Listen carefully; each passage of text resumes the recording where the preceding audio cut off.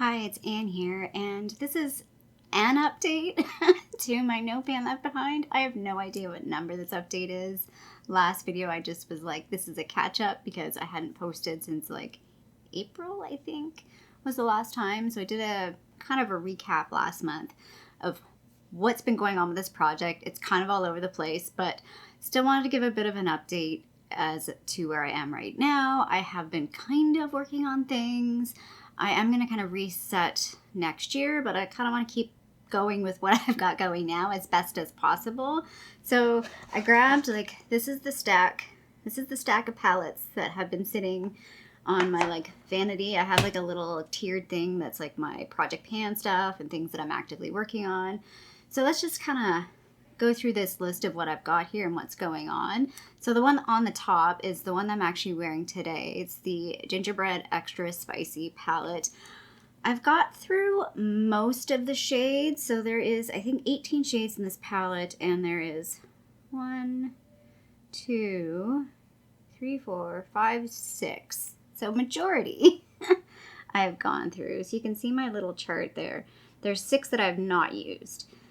So like I know that the 2 right here, where are we? This yellow and this orangey shade I haven't used. The deeper orange shade I haven't used. The corner shade I haven't used. So yeah, this palette, I'm gonna put it away now. I'm not a big warm toned eyeshadow person, and actually playing with this palette, I was like, do I want to keep it? I talked about earlier, like all of my larger palettes I really like. I really do like this palette. So like I said, it's the one I'm wearing today. I'm mostly wearing, like I'm wearing this shade right here, these 2 shades right here, and then the spoon shade's the one I use 3 times. Like that's one thing with this palette. I feel like I need to constantly use like these 2 shades because like I need something brighter to like lift sort of the depth of the shadows. Not that they're dark, like they're not super dark, but they're darker, and I have deep set eyes, so they do sit darker on me. But yeah, I was like, do I want to keep this palette? I don't know. I need to like look at my collection. When I did the look today though, I was like, dang, I do like that look. I do like the quality of these eyeshadows. I feel like they blend nicely, they perform well, they're just a great shadow overall. And I do like to do a warm look every once in a while. It's just, do I need to have a whole palette, or do I have enough warm shades in other palettes that I don't necessarily need to keep this? And this is in good condition. I would be happy to pass this on to somebody else. I don't think it would go to waste, but yeah, I'm contemplating. I need to kind of look at the collection as a whole and see if it makes sense for me to keep this as sort of like a balance, just to have that warm palette to kind of dip into. Or do I have enough other warm shades that I can feel comfortable letting this one particular one go? Because I do feel like I need to let some things go. It's very hard for me to do that. Next on the pile is the Rose Quartz palette. So this was my September. So this was one of my October picks, and this was one of my September picks. I didn't really explain that at the beginning of this, that every month I had 2 large palettes that were like to be used during that month, because I'm kind of not sure when I start and when I end. It's a little off.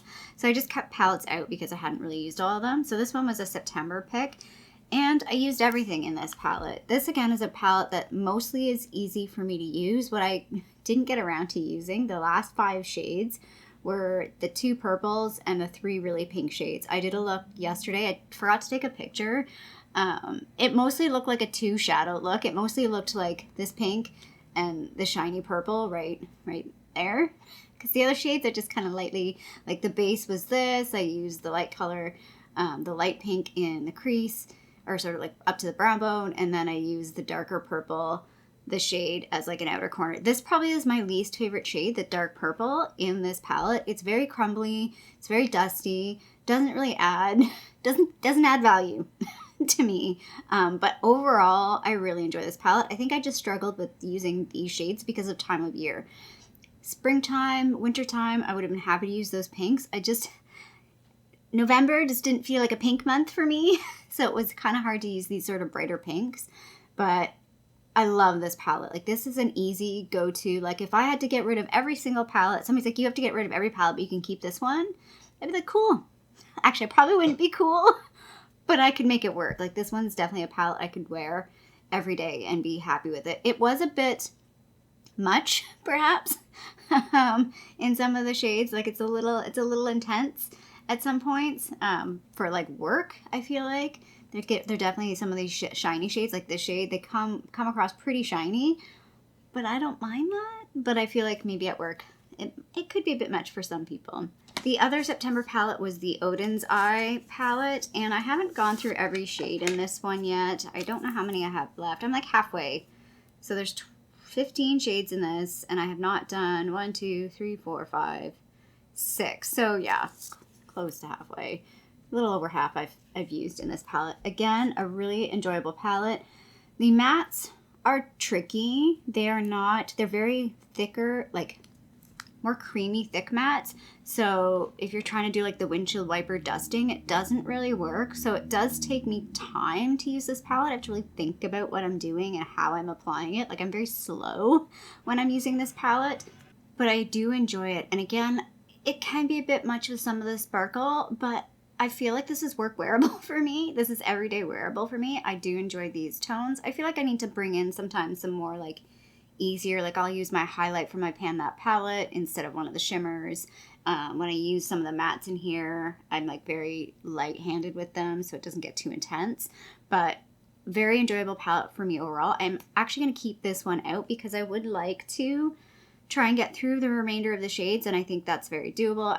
There's just too many things going on, and I didn't get around to finishing this one out. So yeah, I really enjoy this palette. It's probably one of my favorites, and it's one of the most unique palettes I have in my collection in terms of even just product type. Like, I have a bajillion eyeshadows, like tons of color powder that are like a dime a dozen, but the formula of this is definitely different, and the colors, the shades are definitely different for the rest of my collection. The other palette that I had out that was just like a play with me palette is the Foolish Mortals palette. So I wasn't keeping track of what I was using, but I did use, like, I did a purple look with this, I did a green look with this, but that's about it. I didn't play with this as much as I wanted to. Contemplating keeping this out. We're going to keep it out. If I use it, I use it. If I don't, I don't. Really like this palette. I'm glad I bought it. Is it super unique in my collection? Probably not. There's a couple shades in here that are definitely unique. This shade right here that's like Ghost Host, I think. This one in the middle. And this green shade is definitely pretty unique. And I do enjoy some of these mattes here. I feel like I might have them in other palettes, but maybe not quite the same. And again, the formula of this is really good, really blends easily. Colors come together really nice. This is a well-coordinated palette. If you sometimes just struggle with colors and not sure if they work together or not, like Odin's Eye palettes, if you ever look at some of their palettes online, it's a color kaleidoscope that can be a bit like daunting. This to me is like not a daunting palette. It's very easy and quick for me to use, and I don't have to think too hard about it, and I get a pretty look out of it. You're not going to get too many different kinds of looks out of this, but I like it overall, and I'm really glad I bought it. And I mostly bought it because it's Haunted Mansion, which it's interesting. This is Haunted Mansion in Disneyland, and I have never been to Disneyland yet. So I say yet because I'm going to go there someday. Just not yet, but I'd love to go to their Haunted Mansion because it's different than, at least I know the exterior is a different style of house and everything. It's like in a New Orleans quarter, whereas the one in Disney World is just more like an old mansion. Next up, this was my other October palette, so the Gingerbread Spicy, and then this one was my other October palette. I'm very repetitive at the moment, sorry. Brain is trying to catch up with what mouth and brain are trying to coordinate, and it's not working so well. But anyway, this is the BH Romantic Nomad palette, and I think I said in my last video that I was like, with this palette, and I'm not really going to use it probably that much.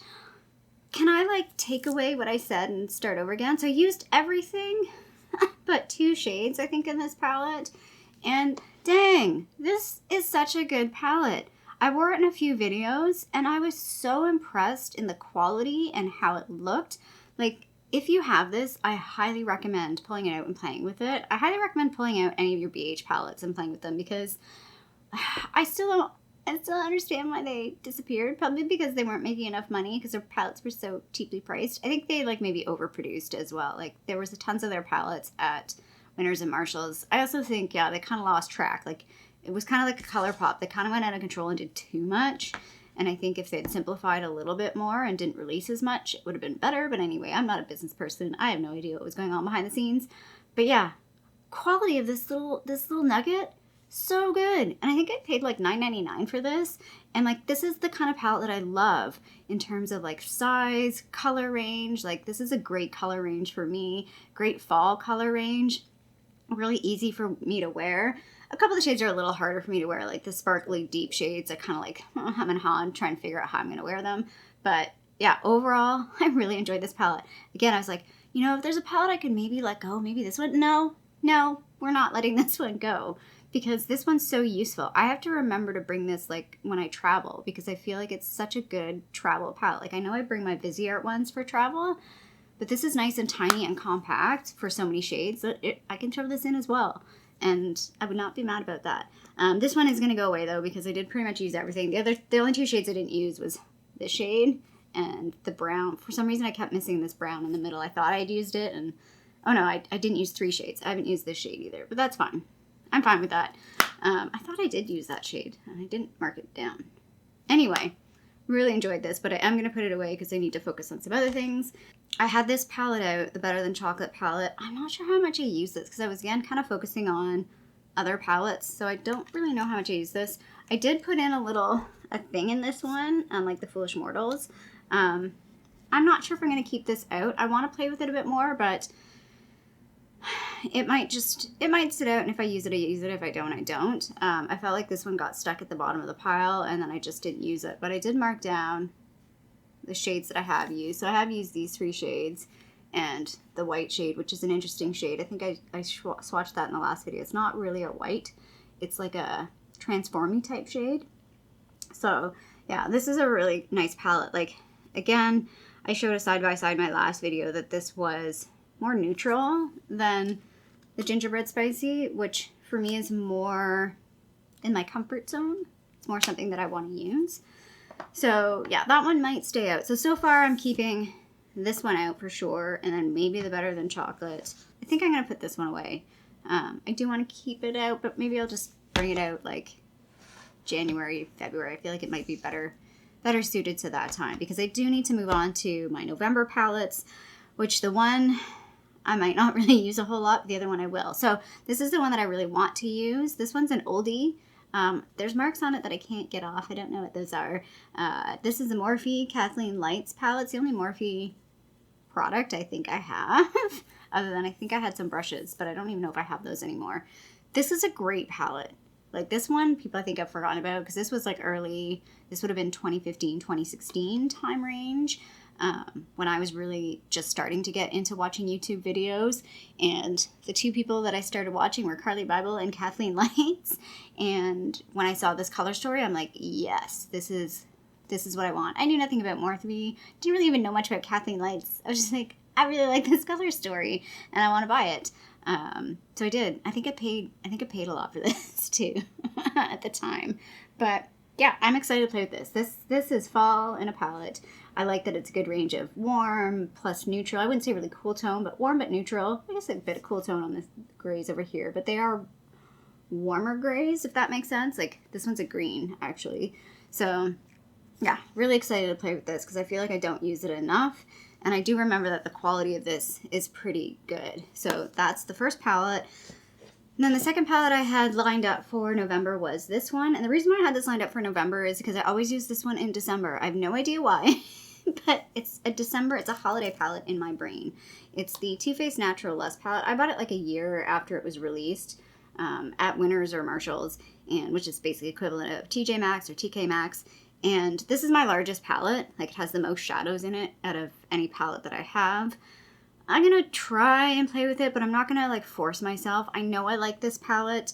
I know I like to play with it. It is fairly repetitive. Like, this whole half is just like all the same, but it's not bad. Like, it's like usable. And there's a couple interesting shades. Like, I really like these kind of like gray brown, like the taupey browns in this one, which don't really exist in a lot of other palettes, at least at the time that this one came out. That didn't really exist.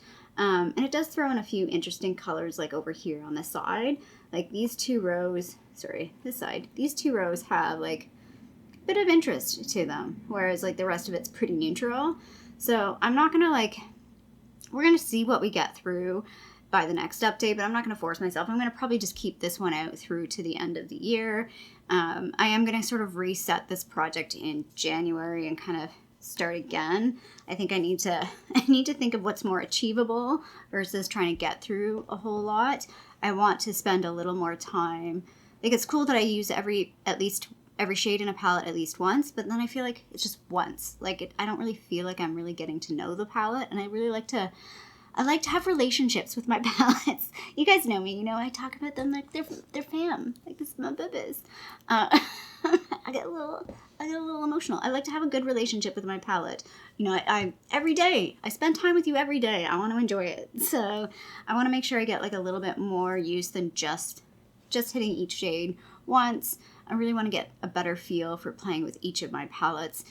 And again, thinking about, I really have to think hard about keeping or not keeping things, because it's hard for me to let things go. But like I said this in one of my previous videos, and I forget who it was that comments, like, I have 2 eyeballs. And I'm also not a person that wears, like, I am wearing, I think, 4 shades on my eyes today, which I don't normally do. I don't have the time to do that every day. Mostly like a 2 shadow person. And then I move on with my life. So that also makes it like tricky. Like, finishing shadows is just not my strong suit. And yeah, I don't even know where I'm going with that. So anyway, these were my 2 November palette picks. Not sure where I will get with them. Also, I'm not sure. Probably not going to do swatches of this one because this is a large palette. I think there's 30 shades in this one. I'm not going to be able to get around to doing swatches before I post this video, so that will come at a later time. Maybe by next update, or maybe I'll throw them on my Instagram at some point. But I'll try and get swatches of this before I put this video up. So yeah, that is my update for my No Pan Left Behind. If you like this video, feel free to give a little thumbs up down below. And if you haven't already, I would love it if you subscribe to my channel here in Toronto, Canada. I hope you're doing well, and I'll see you sometime soon. Bye.